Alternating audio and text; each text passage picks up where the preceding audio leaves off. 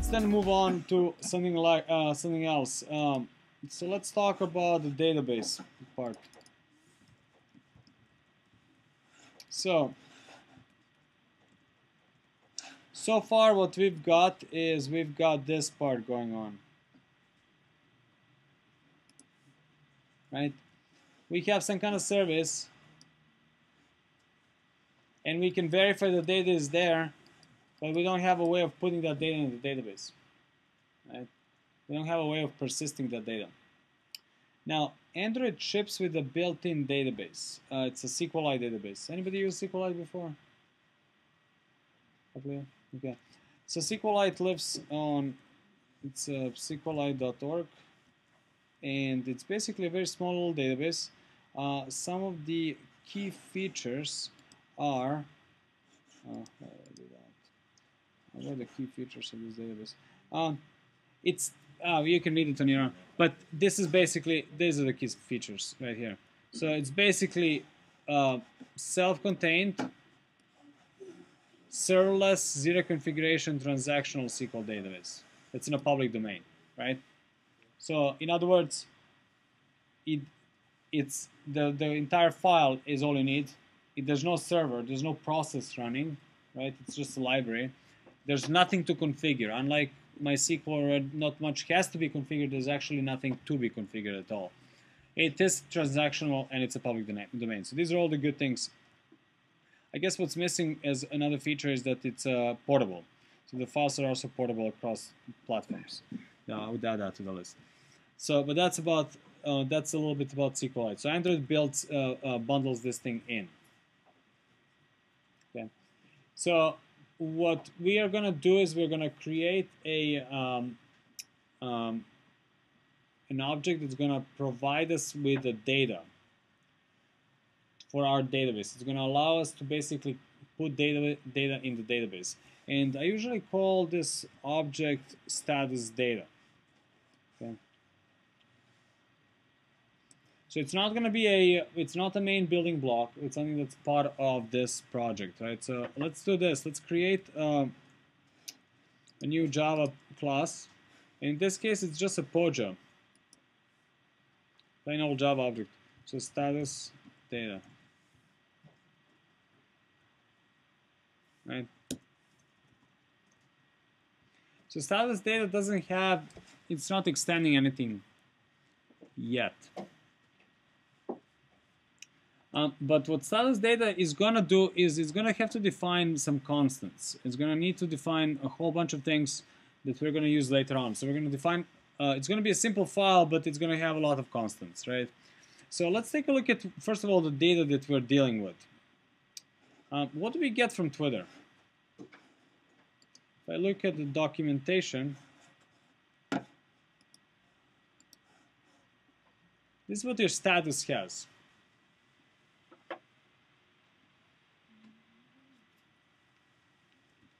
It's got a timestamp when it was created, right? It's got the ID of the message, a reply to, retweet count, source, text, and user. I usually ignore these three because they're not that relevant, right? So I focus usually on just on when it was created, what the ID is, the text message, and the user, the user. Okay. Now, user in itself is as you can see, is an object, as a class, right? So if you go into that, you can then find various things about this user. So I usually use user.name, the display name, right? You can also use the screen name and so on. So far, so good? So let's define those as columns that we're going to need, right? So we're going to have, and these are going to be a bunch of public, static, final, string. I usually identify the column, I usually see C underscore column, right? So column ID, and then underscore ID.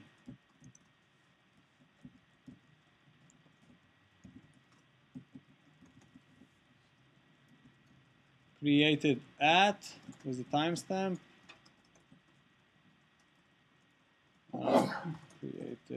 that.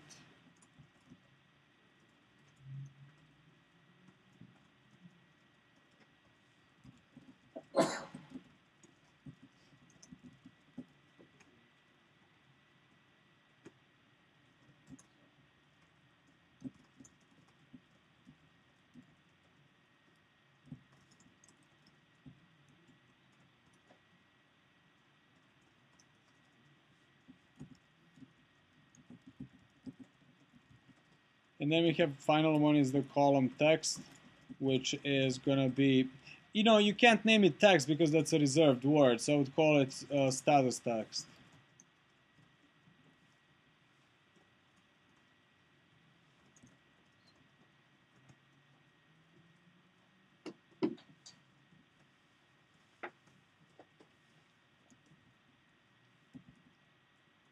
Something like that.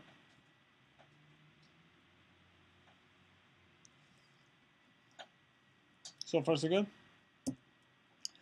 In addition to this, I would define a our usual static final string. So public string, so static final string tag. It's going to be the status data, right? And that's it for now. So those are our columns. Now, where is our database? How do we open up our database? How do we manage our database? How do we deal with the database? Well, so to do that, Android actually framework provides a bunch of frameworks or classes that make life simpler with that. So there's something called SQLite Open Helper. It's basically a class that helps you open up your database and upgrade your database when the database doesn't exist, which is our case. We don't have a database, right? So what we're going to do is we're going to define this class as an inner class. So we're going to implement it. But since we only need to use it in the context of status data, I don't really want to expose it to the world. Like that's why it makes sense to be an inner class, right? So I'm going to create a class within a class called DB helper.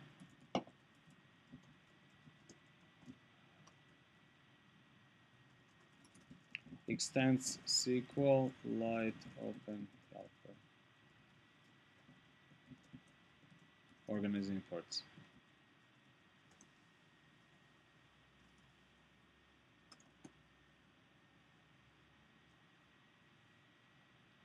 So DB helper is the one that's going to be responsible for helping us open up the database, right? So DB helper in itself, we need to add unimplemented methods. So add a constructor, and then we need to still add unimplemented methods. So a couple of clicks and you get a bunch of code.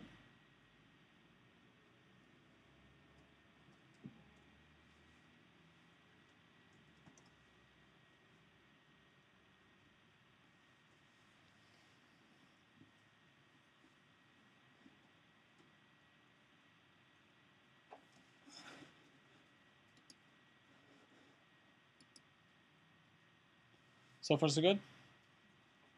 So let's start with the constructor. So this guy here. So this guy we need to construct the DB helper and we need to pass in context, name, factory, and version. Okay.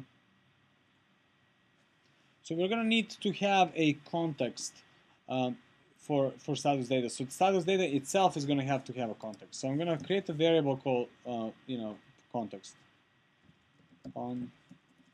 Context.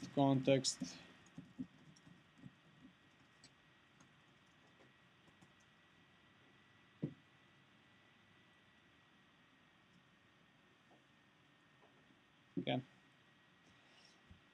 So name of the database is something that doesn't really change all that much. So might as well put it as a constant. So I'm going to create another constant called public static final string DB name.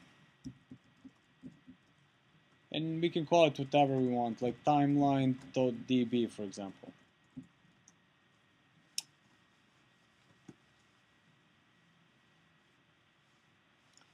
In addition to that, we're also going to have the version. So we're going to say public static final string db version. And again, you can start with 1 or some number like that. Doesn't really matter. Oh, sorry, it's not a string, it's an int.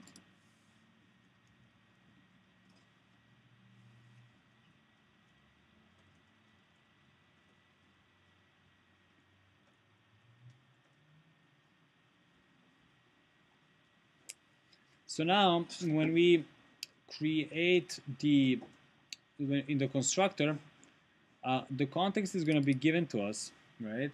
The name is going to become db name. The version is going to be db version.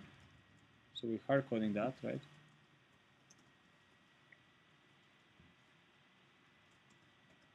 And factory is some stuff that it's really in this case it's really a hack.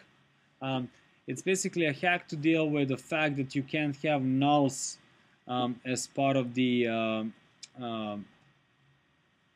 as a part of a constructor. So you must start with 1. So that's in most cases this factor is just going to be a null. We don't really need it. So it's a null column hack.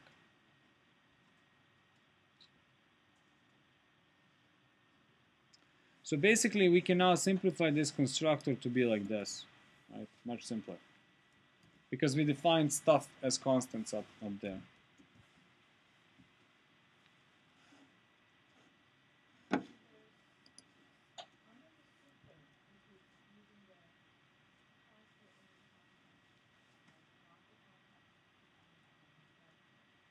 Yeah, so presumably when I create status, somewhere we would create db helper and pass the context in.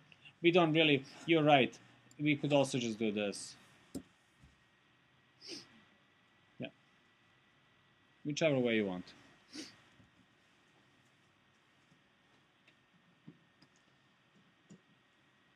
Okay, so now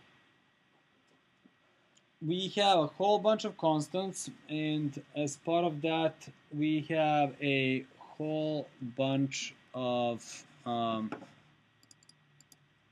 we have 2 methods. We have onCreate and onUpgrade, right? And the db helper. So let's talk about these 2 methods. So onCreate happens only once.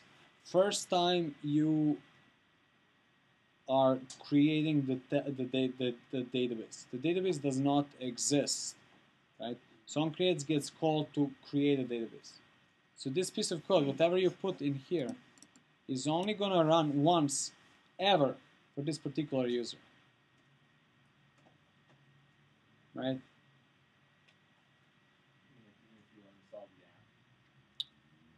If you uninstall the app and remove the data, then it will run again. Right? Yeah. But typically, if you do not remove the data, it's going to run only once, initially to create a database. From that point on, what happens is onUpgrade is going to get called every single time there's an upgrade to a database schema. Like you change the database. Like remember, right now we support 4 fields for Twitter status, but we could support like 6 or more, 7, right? And so on, right? So you may change schema in the future, and in that case, onUpgrade would run. But in this case, it's onCreate that runs. So in onCreate, you got the database object, right? So what we normally do here is we create our string that we're going to use to create the database, our database SQL creation string, right?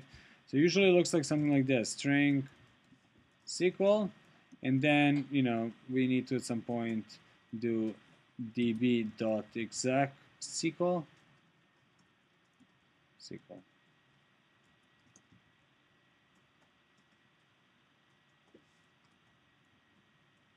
So far so good. Now the question is what goes into this string, and this becomes just a SQL question. and whatever goes into here, it's going to be a long spaghetti SQL code, right? So it's going to may look something like this. String.format, right? And then let's see, create, how does it go? Create table %s. Oh, I guess we're going to need table name as well, right? Public static final string table statuses or status, depends on your naming convention.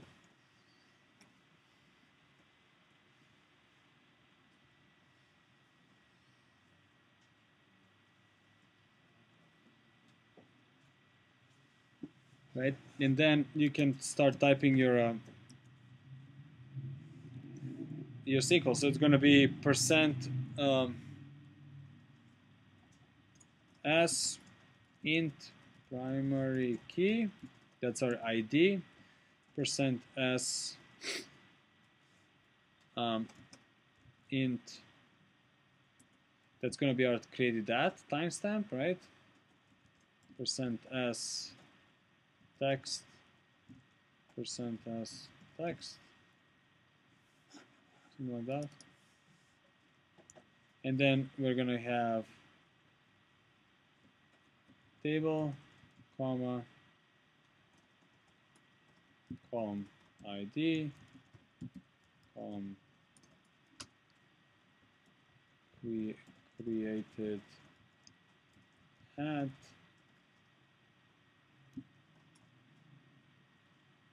column user.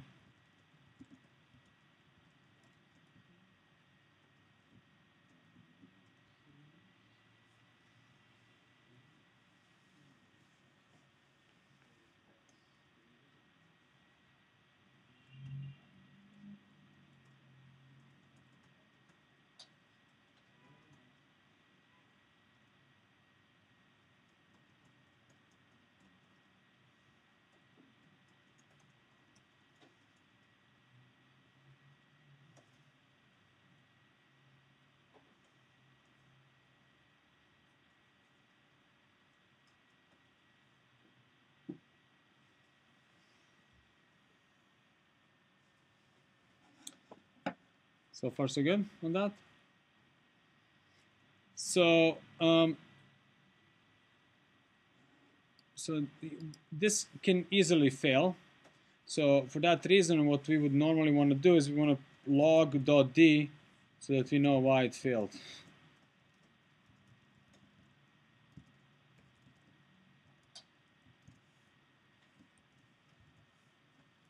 Before we execute it. Organize inputs.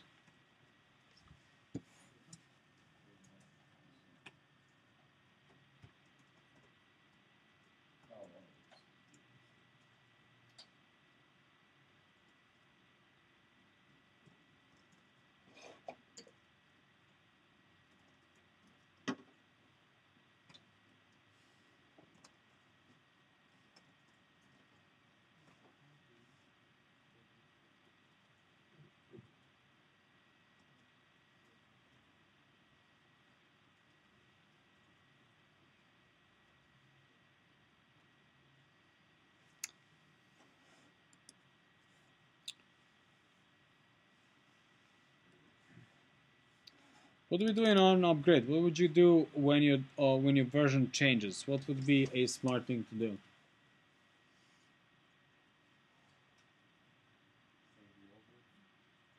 You're changing the schema.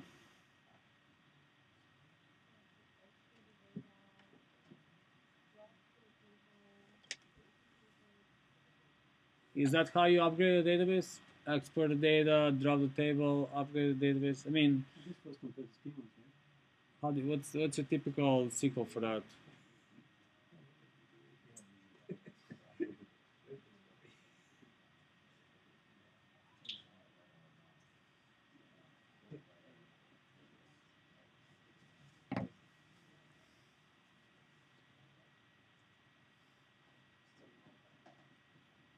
Hmm?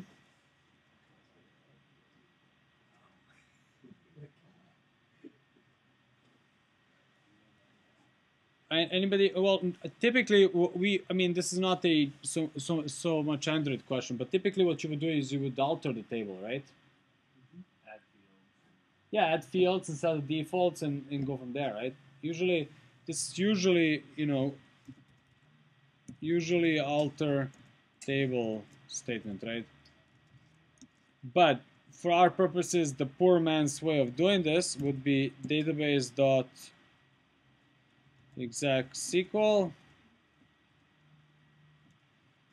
drop if exists.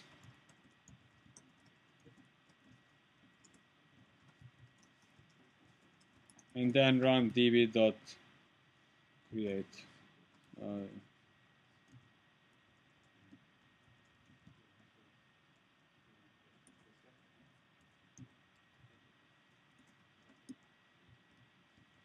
You're not really supposed to do this, but this is one way to do it, right?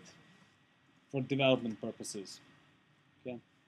So basically, whenever the system detects that the old version and the new version of the database are different, old version and new version, right? It's going to call this guy. And you do whatever you want to do in there to propagate this. Because you may have users using, like you may have somebody on version of your database 3, somebody at 5, somebody at 7, and so on. Now you gotta update them to the latest, right? So you can't just drop in a new code and blow up their existing data. You usually want to migrate the data up to the latest database standard. Okay?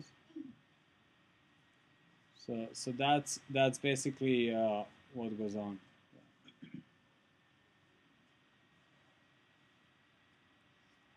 So that's why you typically do alter table, but like I said, there's a poor man's way of doing it as well. So so now that we have all that, we are ready to give this a try. Okay. We just need to instantiate our DB helper. Okay. So to instantiate our DB helper, we need to create. So we're going to create DB helper. DB helper. It's going to be an instance of. Right.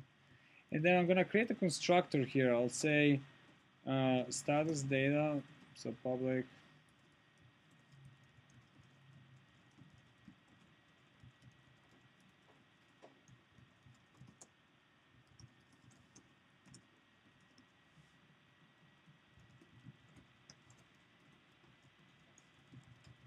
I'm going to keep context around because I may need it for other purposes, right?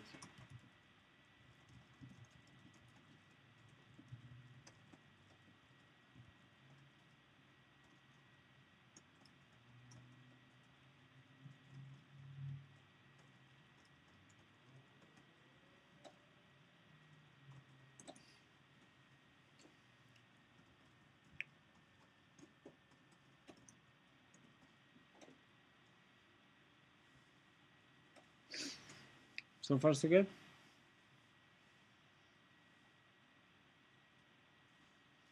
So, so basically, now that we have this, we can go and start. We can basically start inserting stuff into our database. So, what's a good place to insert? Well, what's a good place to actually instantiate this object, status data?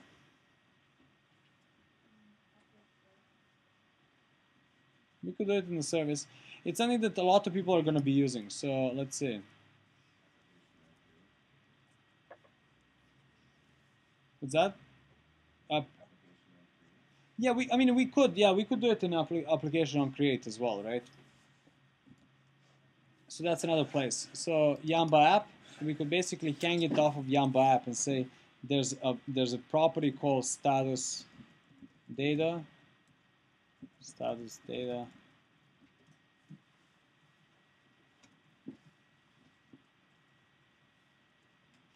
And then in on create, we could say status data is new status data.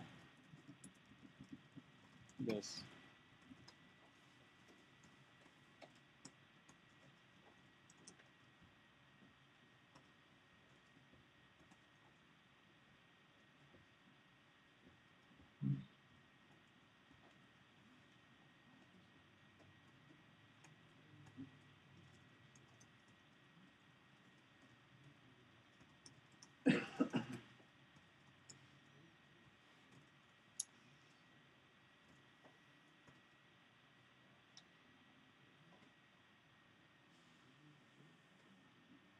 So far good? So now that we have the status data, we could now call anything in the status data we want, but we need some helper methods, right? One of the helper methods would be to insert. So what would the signature of insert look like?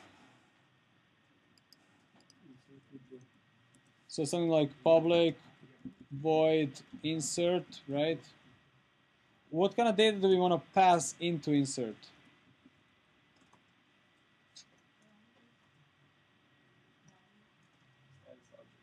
We could pass in a status object because that's what the outside world knows about Twitter status object, right? So yeah, so we could do status. Status is the Twitter status object, so be careful when you import it.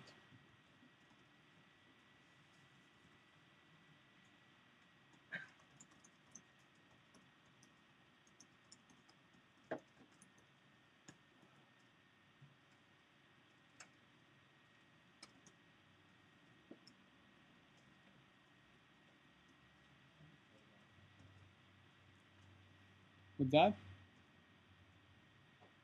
How do you fold down that subclass? Oh, there's a little plus sign here. Might only get rid of like a little bit of mine. Well, you probably got second plus sign.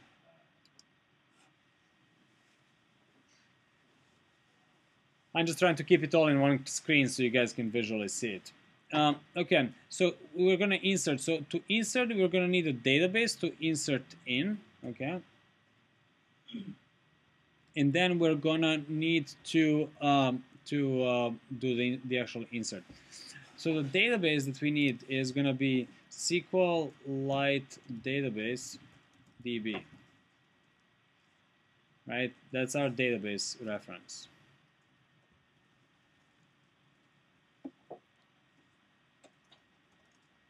Where is status defined? Is that just a Twitter? Yeah, that's it's a Twitter class. Yeah, status is a Twitter class. It comes from Twitter, this location.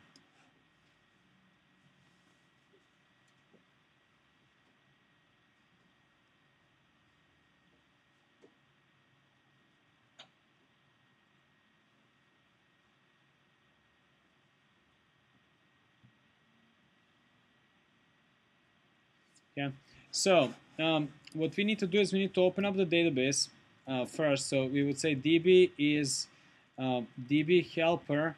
So remember, DB helper is the guy that helps us do all the opening and all that stuff, right?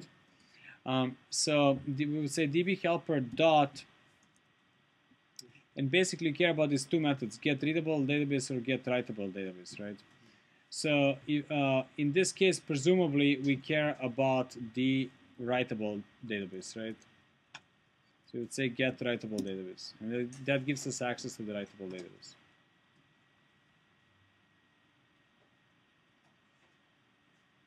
Right.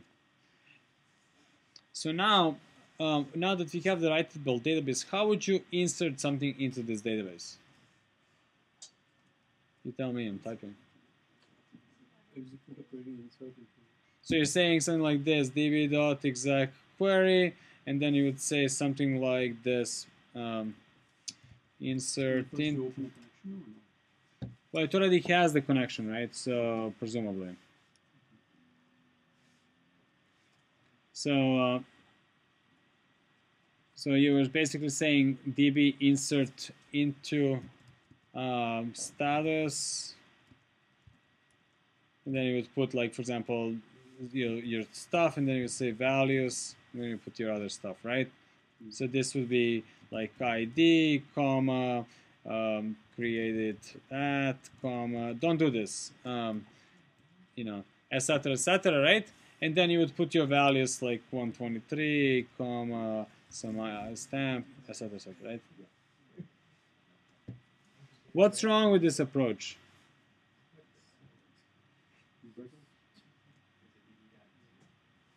What's that? Well, yeah, there's a db.insert, but what's the fundamental problem with this approach? And I'll give you a hint. There are two fundamental problems. One is performance related, the other one is security related.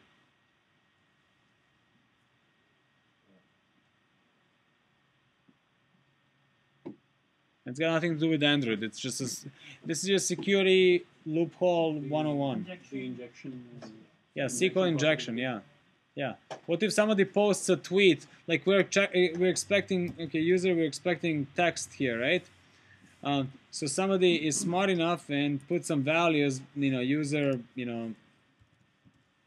hacker, and the value that we get from this user. I need to escape this now. Right? The value that we get from this user is the following. The value is blah, and then it basically escapes this and starts insert into, etc., etc., right? So suddenly this guy is not just giving us a plain old stuff, but he's actually typing some kind of SQL into our stuff, right? It's not just a message; it's actually a SQL injection into our system, right? It's a security loophole 101. It's very basic. So this is bad. You don't do that. That's a security problem. Performance problem is that if you have to do database would have to parse this every single time for every single message. And I don't care if you do something parsing once, but we're doing this in a loop. So you're talking about many times, right? So if I say this is bad, why wasn't it bad when we did it just seconds ago in this case? Yeah, because it's not coming from the outside world, so there's no user input. And it only runs once. Who cares about those 0.2 milliseconds that you're going to save, right? Not even worth talking about. So yeah, you guys are right. So it's a different beast. So in this case, we do care about it. And as such, we're not going to use this. But we're going to use db.insert. Okay. So, table. Oh, that's easy. We have the table. Null column hack is just null. It's a hack. Okay. And values is gonna be it's something called content values. We basically have to convert our status to values. Right. So I'll leave it as values, and then we're gonna define it. So what the heck is values? So let's do it like this. So what values are is basically content values new content values, organize imports, right? Now you're simply mapping database or some web stuff like tweets into a database stuff. That's what values is. It's sort of like a data structure that kind of makes it straightforward, defines what is what, right? So we are going to have values dot put, and then you have a bunch of these puts. So ID value is going to be status dot ID. Right? Easy. Values dot put. Created that. It's gonna be status dot created that. Values dot put.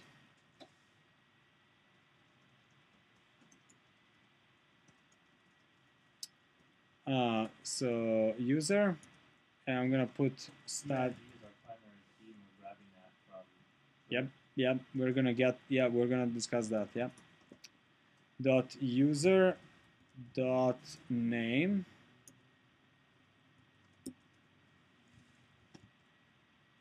and values dot put column text, is going to be status dot text.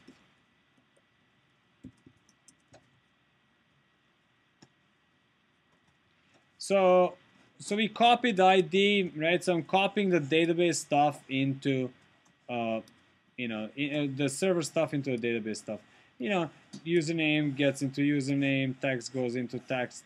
Pretty straightforward. One that I'm having a problem here is the status created at, right? Why? Well, created at is actually a Java date object, right? So database doesn't know how to store a Java date object. So how do you want to store it?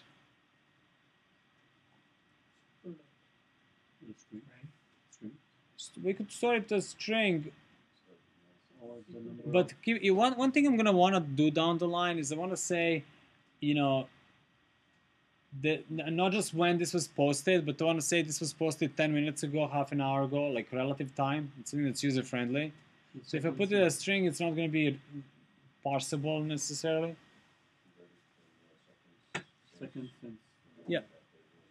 Yeah, January 1st, 1970, yeah.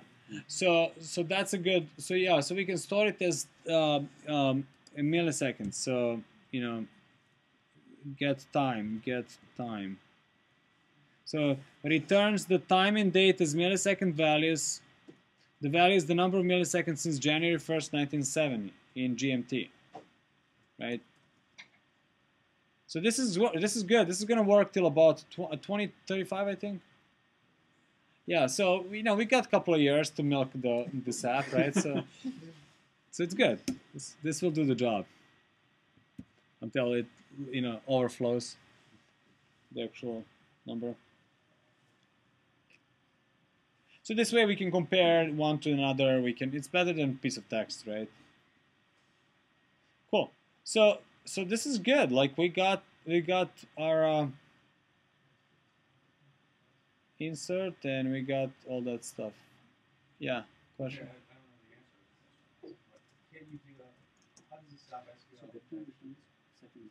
How does this stop SQL injection?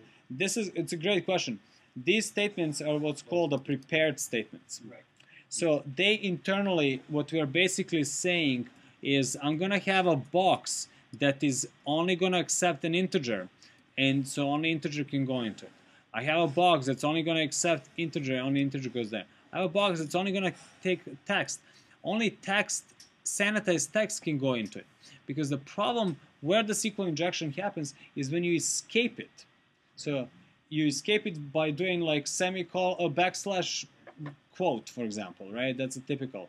So you want to prevent escaping of that. So you basically, poor man's way of sanitizing this would be just to go and replace to quote all the quotes or to replace all the backslashes, right?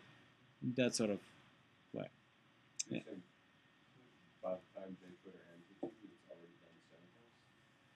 No, we don't trust JTwitter. But so whatever the text is, we don't trust that it's sanitized. But this structure values in this, we do know it works as a prepared statements are supposed to do. Yes, either context values or the actual insert statement. I'm not sure exactly which one, but I think on the flip side what happens is it says get values, get value, and that actually gives you the clean stuff. So if there's any attempt to escape something, it's not, yeah. So yeah. Okay. So we can now call this guy, pass it to status. So we call this from where?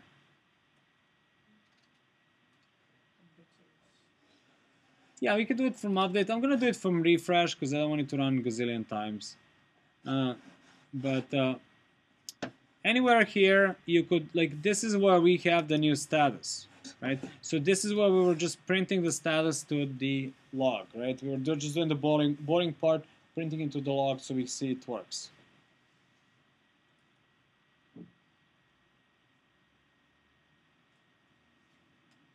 All right.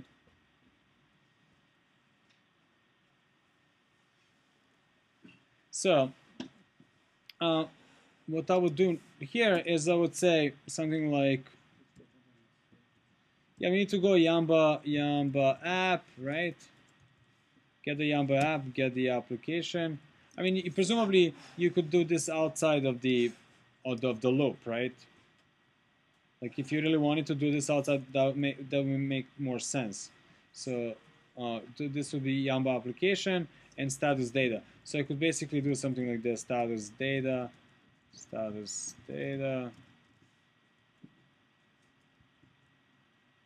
right? Just so I'm not doing. I mean, it doesn't really matter, but you can do that if it's long enough. It's your call, right? So in here I can now do status data dot insert status. Woohoo! That should do it. That's it. Right? That should now put it into the database.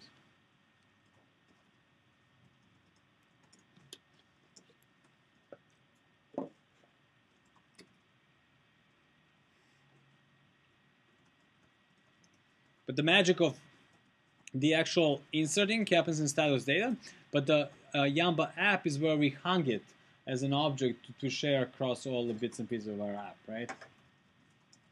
Because I know there was a question on Monday somebody had, like, where would you store certain things like that?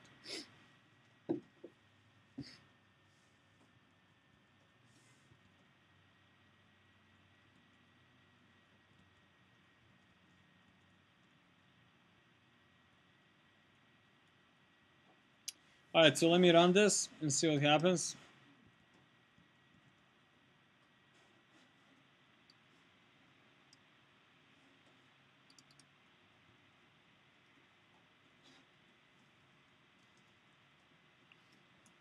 So if I click on menu, refresh, I'm gonna go to my logcat. Don't need the logcat and everything. So there are a bunch of messages. Handle destroyed, right? But I'm gonna stop my service actually. Okay. So so we did get the data. The question now is the data in the database. Well, where's the database?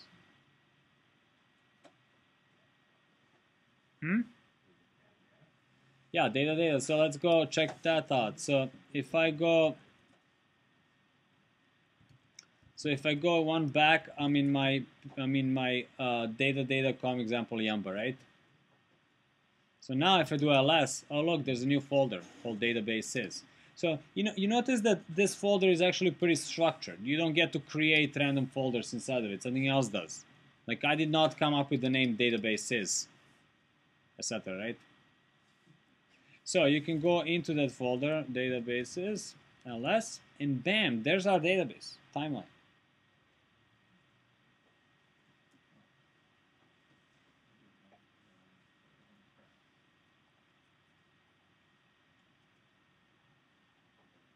Okay, I'll look into that in a second. Let me know, do you guys all have the database files? Can you identify them? So guess what? Many of you had problems with the create table, and I'm not surprised by that because that's to be expected whenever you have like a spaghetti code like this, right? I mean, it's unfortunate that we have to type this kind of stuff, but we do. The good news is that once you get it right, you got it right, right? So you just have to get it right once. So that's why I usually like to print it out and kind of verify that this actually went through creating the database, right? So just to kind of print that piece out, I'm gonna do logcat status data star s.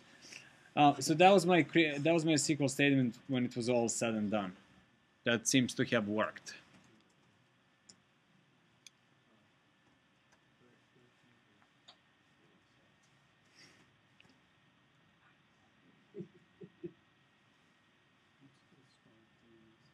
Silence everything else.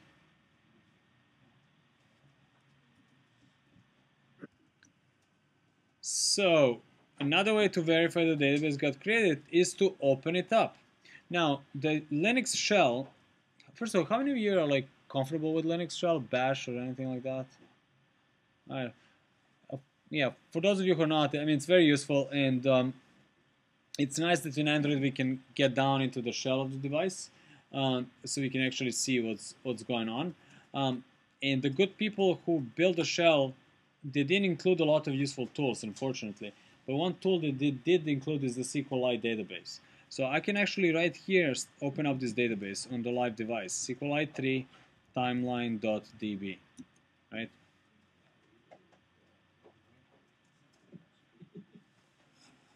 So you type this in, and you're now inside of the database, right? So keep in mind that as long as you have a SQL thing here, you are inside the database, right? It expects certain commands. So if you're not familiar with Linux shell, you're probably even less familiar with SQLite stuff. So let me give you a crash course in SQLite. You can do there's the two kinds of commands. You have the commands that are standard SQL, right? So for example, if I did the select star from status semicolon, it will work. Look, there's data. Woohoo! That's what I wanted to do, to verify. So any standard SQL command will work, right? But there are also the commands that are not standard SQL, and they start with the dot. So first one should be .help. There's no semicolon. .help tells you all the dot commands, or whatever they're called. I call them dot commands. So, so for example, a couple of useful dot commands.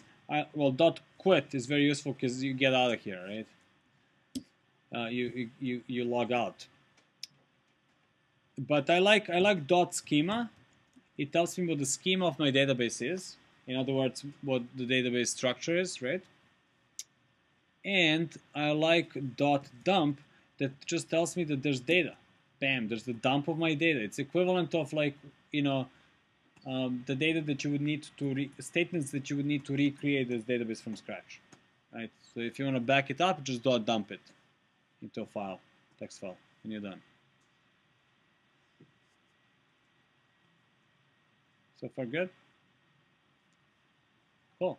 So mine worked. I got the data. Everything's good. Couple of words of caution. If you start doing select star from status, and then it's like, whoa, what's going on? .help, .dump, .quit. You know, you're totally like, it's all confusing, right? That's because when you start a non-dot command, it's waiting for a semicolon. So until you type a semicolon, it's not going to do anything, right? So keep that in mind. Okay. Second thing that is a common mistake. I'm in this file. Oh, there's my database, and I say SQLite 3 time .db. I mistyped it. There is no error. It just creates a new database, and you're like .dump. You're like, hell, my data there's no data. My application is not working. So now you're off and like you're searching in a totally different place, right? Next thing you know, it's 5 o'clock. You get gray hair and all that stuff. So be mindful of those couple errors. That's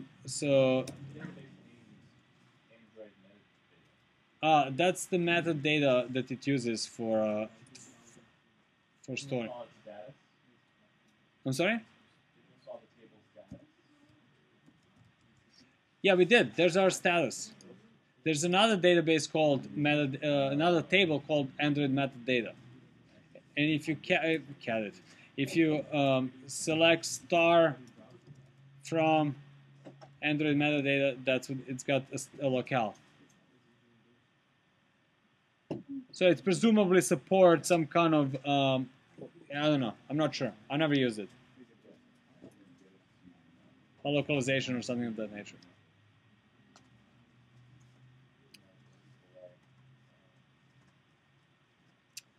So far, so good. All right. So this is how many? Everyone got it to work? Got the data? All right. For those of you who didn't get it to work, I'll come around and help you out. For those of you who got it to work, Run it again. Run it second time. Let's see what happens. I'm gonna I'm gonna go another menu refresh.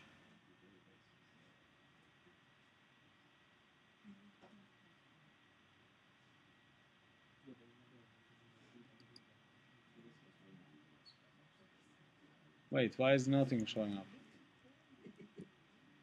Oh, I want to, yeah, menu refresh. And what you're gonna get is gonna be a gazillion errors. Well, not gazillion, but approximately between 10 and 20, right? So tell me why and what to do about it, okay? And let me see, for those who didn't work, let me see if I can help. So, okay, so since like most of you guys, so the problem that we are having now, it says fail constraint, right?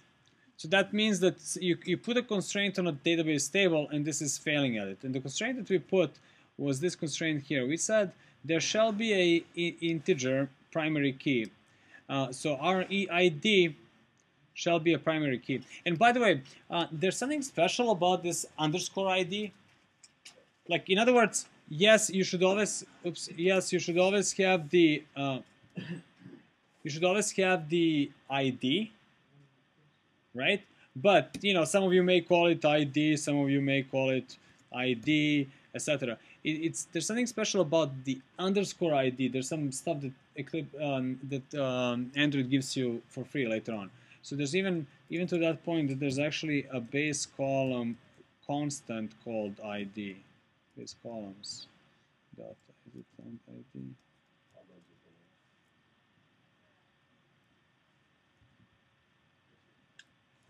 Columns.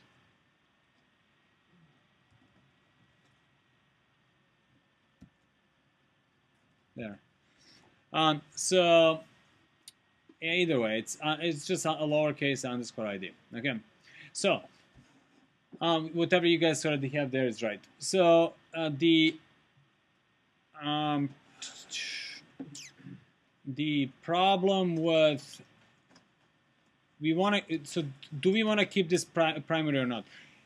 Your database table design says you should have a primary key, right? Now, we could also say auto-increment and manage primary keys ourselves. But Twitter is already doing this worldwide pretty well, right? So why duplicate the job? Why have one ID here, another ID there? That would be a total mismatch match, right? So, and remember, when we talked about it, the purpose of a database in the world of the mobile phones that are easily lost or stolen is to merely be a cache, an image, right? So we would want to keep the ID from the remote place, right? So then the question is, how do we deal with this insert? Well, if you look at insert is failing right here. So there is insert, but there's also a command called insert or throws. Insert or throw, right? That actually it's gonna fail, but it's gonna throw an exception. You could catch that exception and then go ignore it, right? You could do that, but this exceptions are expensive, so you may not want to do that, especially since we know we're gonna be throwing this exception left and right, right? The alternative is actually built in. It's called insert or on with or on. I can't. Insert with on conflict. db dot insert with on conflict. There we go. And it's basically the values are the same, except there's except for the very last conflict algorithm. And conflict algorithm is going to tell it what to do in certain cases. So you can say I think SQLite database dot conflict ignore says when a constraint violation occurs. Let me zoom in. When the constraint violation occurs, the one row that contains the constraint violation is not inserted or changed, but the command continues to execute normally. Other rows before and after the row that contain the violation are inserted normally. No error is returned. That's exactly what we want. We're like, okay, we already know we got that tweet, right? So just ignore it, right? How do you get that yellow when You just let the mouse sit there, right? Like if you just put your mouse over something, you normally yellow window comes up. Right. Okay. I'm not. When I hit the dot, I see conflict of work. Okay. Maybe I don't have SQL. No. You do it like this. You hit dot, then you slowly, as you do through this, you see how it shows.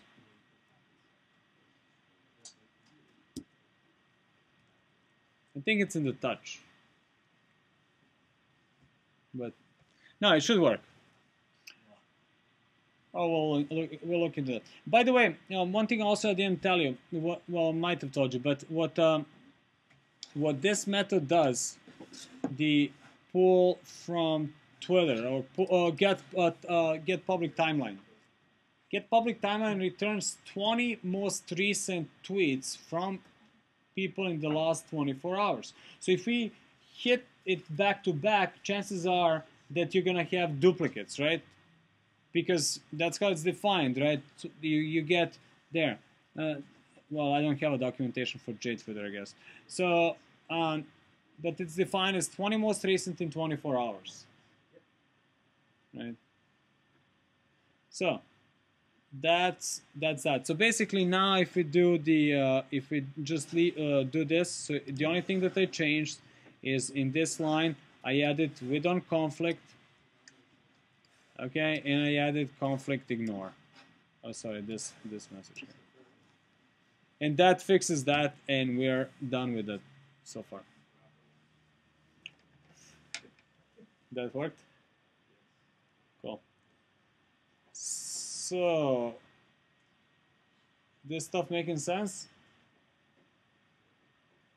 Don't you put this into update service too? Yeah, we will. We will. You can do that as homework. It's a one-liner, right? But sure, we will do that. I usually retire update service because I don't like it, but yes. So if you wanted to insert it, it was the same point here, right? So we got the status, and we just gotta do Yamba app, and then get application, right? And let's see, yeah. Get application, and then it was basically dot status data dot insert status. I feel like I'm programming in Lisp or something. So that was it, and that will now actually insert it as well.